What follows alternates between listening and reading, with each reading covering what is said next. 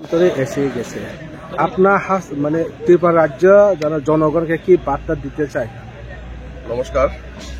Actually আপনারা সবাই জানেন যে ডেভিড মুরা সিং বিগত প্রায় 2 মাসের উপরে আগরতলা থেকে পায়ে হেঁটে 2500 কিলোমিটার পায়ে হেঁটে এখানে দিল্লি যন্ত্র মন্ত্রে পৌঁছেছে। আজকে আমাদের ত্রিপুরার যে কিছু মৌলিক সমস্যা, ওই মৌলিক সমস্যাগুলি নিয়ে এখানে ধর্ণা। মৌলিক সমস্যাগুলির মধ্যে যেমন আমরা যেটা সবচেয়ে বড় issue, Tripura is a dumping station. আমরা সবাই জানি ইলিগাল যে মাইগ্রেন্ট আছে বাংলাদেশ, পাকিস্তান, আফগানিস্তান, ইলিগাল মাইগ্রেন্টরা এসে এখন ত্রিপুরা দখল করে নিয়েছে। আমরা যারা ত্রিপুরার আদি বাসিন্দা, এই রাজ্যের যারা ভূমিপুত্র ত্রিপুরা, যারা এই রাজ্যের আদি বাসিন্দা, ওই ত্রিপুরা আজকে সব দিক থেকে বঞ্চিত। কি ইকোনমিক রাইটস, কি ল্যান্ড রাইটস, কি পলিটিক্যাল রাইটস, সবগুলি থেকে এই রাজ্যের ত্রিপুরা বঞ্চিত।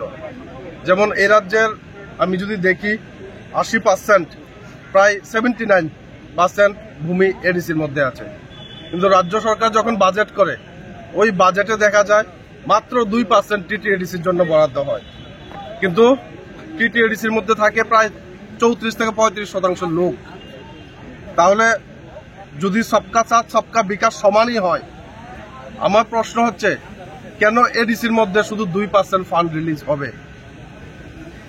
100%-এর মধ্যে ইকুয়ালি ভাগ হওয়া উচিত। কেন ইকুয়ালি ভাগ হয় না? স্বাধীনতার 75 বছর পের হয়ে গেছে, এখনো এই রাজ্যে যারা ভূমিপুত্র আছে, যারা ত্রিপুরা আছে, এখনো তারা মৌলিক অধিকার থেকে বঞ্চিত। আমি কেন্দ্র সরকারের কাছে আজকে যে ডেভিড মুরা সিং, যার যে দুঃসাহসিক পদযাত্রা, সেটা শুধু কল্পনা করা যায়। জাস্ট ইমাজিন যে একটা লোক 2500 কিলোমিটার পায়ে হেঁটে আগরতলা টু দিল্লি এসেছে। আমরা যদি শুধু 50 কিলোমিটার পায়ে হাঁটতে পারবো না। শুধু একটা ভাবার বিষয়, এটা কল্পনার বিষয় বহুজনের কাছে।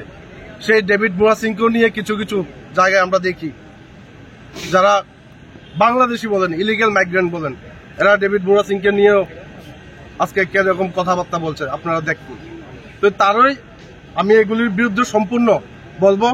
আজকে যে যন্ত্রমন্ত্র যে মেইন তিনটা আইটেম নিয়ে ধর্ণা, ওই ইলিগাল মাইগ্রেন্ট থেকে আরম্ভ করে ত্রিপুরাদের যে land right, political right, economic right, এই সবগুলি কেন্দ্রীয় সরকার ভাবা উচিত। কারণ এই রাজ্যের ত্রিপুরা রাজ্যের ভূমিপুত্র ভারতকে ভালোবাসে। তারও সারে যাহা সে আচ্ছা হিন্দুস্তান হামারা বলে, তারও জনগণমন যে জাতীয় সঙ্গীত, সে জাতীয় সঙ্গীত গায়। তাই ভারত সরকারের কাছে আমার আবেদন থাকবে, ত্রিপুরা রাজ্যের যে 14-15 লক্ষ ত্রিপুরা আছে, তাদের মুক্তির জন্য ভাবে।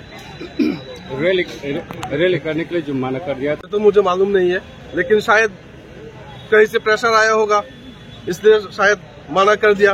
नहीं तो मना करने का क्या वजह है? आप ही बोलिए, क्या होगा? यहाँ पे कोई उग्रवादी आया है क्या? सब तो आम इंसान। हम त्रिपुरा के डेवलप चाहते हैं, हम चाहते हैं कि त्रिपुरा डेवलपमेंट हो। वो तो हमें मालूम नहीं, वो सरकार को सोचना चाहिए।